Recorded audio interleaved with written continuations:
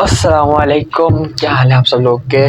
तो भाई आज की वीडियो में हम बात करने वाले हैं फील्डिंग फैक्टर के ऊपर कि फील्डिंग फैक्टर किसी भी फॉर्मेट में क्रिकेट में बहुत ज़्यादा इंपॉर्टेंट है, चाहे वो रेड बॉल क्रिकेट हो चाहे वो वाइट बॉल क्रिकेट हो। और देखें, हमने बहुत सारी जगहों पे ऐसा देखा कि फील्डिंग फैक्टर की वजह से टीम बहुत बुरा हारी है। फॉर एग्जाम्पल मैं आपको पाकिस्तान की एग्जाम्पल देता हूँ। They lost at T20 world cup because of their fielding factor. वहाँ पे फील्डिंग सब अच्छी थी, सिर्फ एक ऐसा फैक्टर था जहाँ पे हसन अली का कैच छूटा। और खैर वो एक कोई बहाना नहीं है हारने का, क्योंकि फिर शाहीन ने भी बहुत ख़राब बॉलिंग की थी वहाँ पे। उन्होंने तीन यॉर्कर्स एक ही जगह पे बॉल की और मैथ्यू हेड ने वहीं थ्रैश किया उनको। तो यहाँ पे एक एग्जाम्पल मिलती है। उसके बाद पाकिस्तान की वैसे भी अगर फील्डिंग फैक्टर देखी जाए तो वो 2019 एंड 2023 वर्ल्ड कप दोनों में उन्होंने डेविड वार्नर का कैच छोड़ा, उसके बाद उन्होंने 100 की। ऑस्ट्रेलिया के मैच में चाहे वो 2019 का हो या 23 का हो, फील्डिंग फैक्टर बहुत ख़राब था, जिसकी वजह से हम मैच हारे, जिसकी वजह से इतने ज़्यादा रन लगे। इसी तरह अगर आप देखें, साउथ अफ्रीका की एग्जांपल ले लेते हैं। साउथ अफ्रीका 2015 में अपनी फील्डिंग की वजह से हारी। उनकी फील्डिंग बहुत ख़राब थी। डिकॉक ने रनआउट्स छोड़े, डिकॉक ने जो है कैचेस छोड़े, फील्डिंग बाकी फील्डर्स ने बहुत ख़राब की। और सेम चीज़ 2023 में साउथ अफ्रीका ने सेमीफाइनल में की, जिसमें डिकॉक की विकेट कीपिंग ख़राब थी, फील्डर्स की फील्डिंग अच्छी नहीं थी। सो फिर इसीलिए यहाँ पे नज़र आता है कि फील्डिंग फैक्टर बहुत ज़्यादा इंपॉर्टेंट है क्रिकेट के अंदर। देखिए, अगर फील्डिंग की बात की जाए ना, तो फील्डिंग का सेटअप एक शार्प कप्तान ही कर सकता है। अगर उसकी फील्ड प्लान्स पे काम हो रहा है तो इसका मतलब ये कि बॉलर प्लान पे एग्जीक्यूट कर रहा है और कप्तान बहुत ज़्यादा शार्प, कप्तान ने अच्छी फील्ड लगाई है। देखिए, फील्ड आप कोई सी भी लगा लें, फील्ड आप जितनी भी अच्छी लगा लें, जब तक bowler according to field set ball नहीं करेगा तब तक आपको विकेट्स नहीं मिलेंगी। फील्ड तो मैं चाहूँ तो मैं कुछ भी लगा लूँ। फॉर एग्जाम्पल मैं सबको आगे ले आऊँ बिल्कुल करीब करीब के, यार एजेस लगेंगे और मुझे आउट करना है, तो फिर बॉलर को भी उसी तरह की बॉलिंग करनी पड़ेगी कि वो एजेस लगे। फॉर अब मैं अगर चाहूँ कि यार मैं स्ट्रेट पे एक फील्डर रखूँ, मिड ऑफ पे, फिर मैं लेग साइड पर रखूँ, तो बॉलर को भी bowling according to the field set यानी कि पैरों पे बॉल करनी पड़ेगी। पैरों पे बॉल करेगा तो ऑब्वियसली वहाँ पे अगर वो शॉट मारेगा तो वहाँ पे बाउंड्री भी रुकेगी और कैच भी होने का खतरा है। और इसी तरह मिड ऑफ के लिए उसको स्लोअर वंस करनी पड़ेंगी।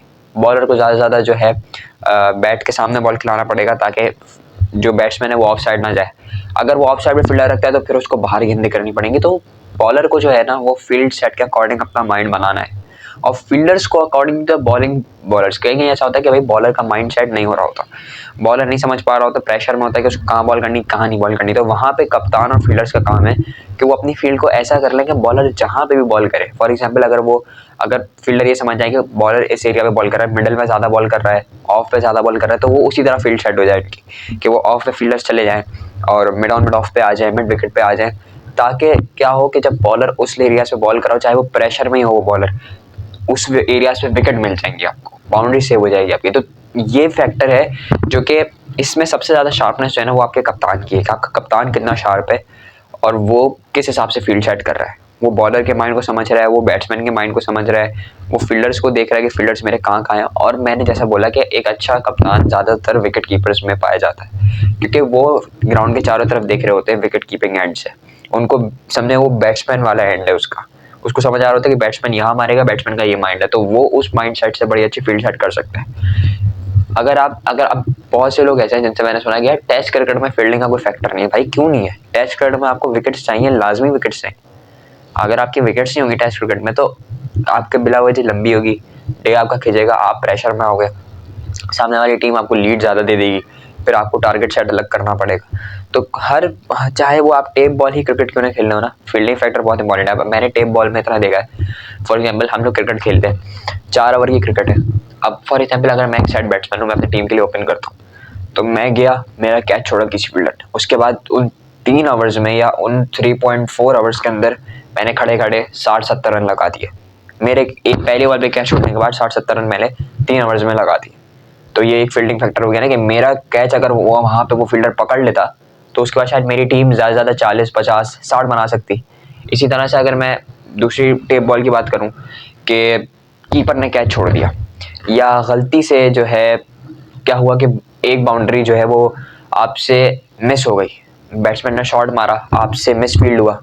तो जब मिस फील्ड का होना ये है कि जब बैट्समैन की बैट पर बॉल लग गया ना टेप बॉल में, तो उसका कॉन्फिडेंस हाई हो जाता है, और फिर वही बैट्समैन अगली 4 बॉलों में 4 छक्के मार दे, तो यहाँ पे भी फील्डिंग फैक्टर आ गया कि यार तुमने फील्ड छोड़ी, उसके बाद से बैट्समैन को ऐसा कॉन्फिडेंस आया कि उसने 4 बॉलों पे 4 छक्के मार दिए। So fielding factor is very important. वो आप किसी भी फॉर्मेट की क्रिकेट खेल लो, आप T20 की एग्जाम्पल देख लें, वहाँ पे विकेट्स बहुत इंपॉर्टेंट है। क्यों? क्योंकि तेज क्रिकेट है। अब अगर आपकी विकेट्स ही नहीं होंगी तो जो बैट्समैन है वो बहुत आसानी से सेट होता जाएगा, और वो ऐसा सेट हो जाएगा फिर वो 200 प्लस टारगेट लगा के जाएगा, तो वो आपके बैटिंग साइड के लिए बहुत मुश्किल हो जाएगा। तो माइंड सेट ऐसा होना चाहिए कि फील्ड सेट जो है ना वो अकॉर्डिंग टू बॉलिंग प्लान हो, और जो बॉलिंग जो हो रही हो वो अकॉर्डिंग टू फील्ड सेट हो रही हो।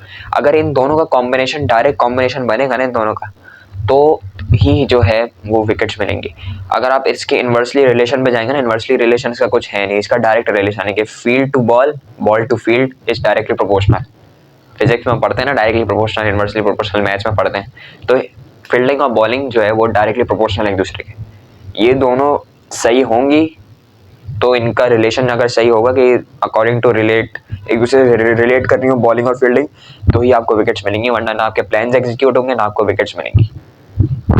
तो फील्डिंग फैक्टर प्लान्स एग्जीक्यूट करने के लिए बहुत इंपॉर्टेंट है, बॉलर्स के लिए बहुत इंपॉर्टेंट है फील्डिंग फैक्टर, और विकेट्स लेने के लिए बहुत इंपॉर्टेंट है। ये 3 ऐसी चीज़ें जिसके लिए फील्डिंग फैक्टर आपको चाहिए, रन बचाने के लिए आपको फील्डिंग फैक्टर चाहिए। तो अब डिपेंड करता है कि कौन सा फील्डर कितना अच्छा है। अगर पाकिस्तान की बात की जाए तो इस वक्त शादाब खान एक बहुत अच्छा फील्डर है, फ़खर जमान बहुत अच्छा फील्डर है, और पुअर फील्डिंग में अगर बात की जाए तो पुअर फील्डिंग में मुझे जो नज़र आई, एक तो आप समझ लें उसामा मीर की पुअर फील्डिंग नज़र आई मुझे, और जो है अब्दुल्ला शफीक की पुअर फील्डिंग नज़र आई। साथ ही साथ देखा जाए तो वसीम जूनियर की कुछ जगह पे पुअर फील्डिंग नज़र आई, और ऑल ओवर द वर्ल्ड बात की जाए तो फील्डर्स बहुत अच्छे। हाँ, कुछ फील्डर्स बहुत पुअर फील्डर्स हैं। अब उनके मैं उस तरह से नाम कैटेगराइज नहीं कर सकता, क्योंकि ऑब्वियसली कुछ मैचेस में उन्होंने भी बहुत अच्छी फील्डिंग की होगी कहीं ना कहीं। तो पाकिस्तान की मैं इसलिए बात कर सकता हूँ, पाकिस्तान को मैं ज़्यादा देखता हूँ, तो पाकिस्तान के हिसाब से मेरे हिसाब से ये पुअर फील्डर्स थे और ये अच्छे फील्डर्स थे, और इसी में एक विकेट कीपर का भी रोल आता है, क्योंकि वो भी ऑन द फील्ड होता है। तो विकेट कीपर का तो मैंने जैसे बताया आपको कि मैं भी विकेट कीपर हूँ, और मैं इस बात को अच्छी तरह समझता हूँ कि इंसान से गलतियाँ होती हैं, बट विकेट कीपर एक ऐसी मशीन है जिसको हर हालत में बॉल पकड़नी है, वो बॉल जैसी भी आ रही हो, तो इसीलिए उसके हाथ में ग्लव्स हैं। चाहे वो अब वो इंसान हो, उसको अपने आप को मशीन बनाना पड़ेगा कि यार मुझे बॉल पकड़नी है। पाकिस्तान में पुअर विकेट कीपर्स भी आए, बहुत अच्छे विकेट कीपर्स भी आए। पुअर विकेट कीपिंग में आजम खान ने शुरू में विकेट कीपिंग उनकी बहुत पुअर थी, वो नहीं कर पा रहे थे, बट अब थोड़ा बहुत सेट हो रहा है, लेकिन अभी भी उस तरह से सेट नहीं, उनको फिटनेस पे काम करना पड़ेगा। साथ ही साथ आपके कामरान अकमल ने कुछ जगहों पे बहुत ज़्यादा पुअर विकेट कीपिंग की, जिसमें शोएब अख्तर की बहुत सारी विकेट रिड्यूस हुई।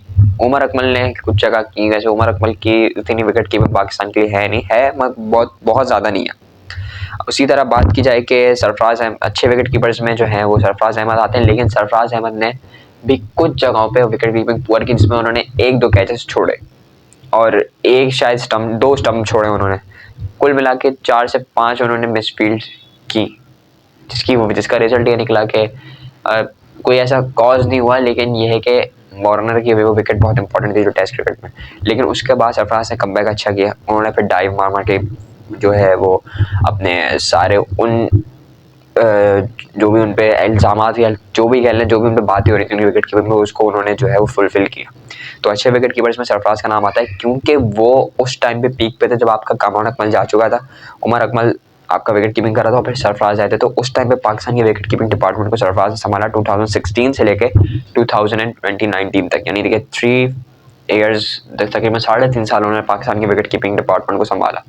अच्छे विकेट कीपर्स की बात की जाए तो मोइन खान इसमें आते हैं, राशिद लतीफ़ बेटर विकेट कीपर थे मोइन खान। राशिद लतीफ़ जो है मोइन खान से ज़्यादा बेटर थे, बिकॉज राशिद लतीफ़ की मैंने सिर्फ 1-2 क्लिप्स देखे, मुझे अंदाज़ा हो गया कि किस तरह के विकेट कीपर वो थे। मतलब एक बंदा अपनी पोजीशन से जाके सेकंड स्लिप तक डाइव मार रहा है, तो एब्सोल्यूट अमेजिंग। उसके बाद मोहम्मद रिजवान, इस वक्त 2020 से लेके अब तक रिजवान ने पाकिस्तान की विकेट कीपिंग का डिपार्टमेंट संभाला हुआ है, और बहुत अच्छा संभाला हुआ है। अपने राइट्स को बहुत अच्छे से वो जो है वो इम्प्लीमेंट कर रहे हैं, और वो डाइव मार के कैच पकड़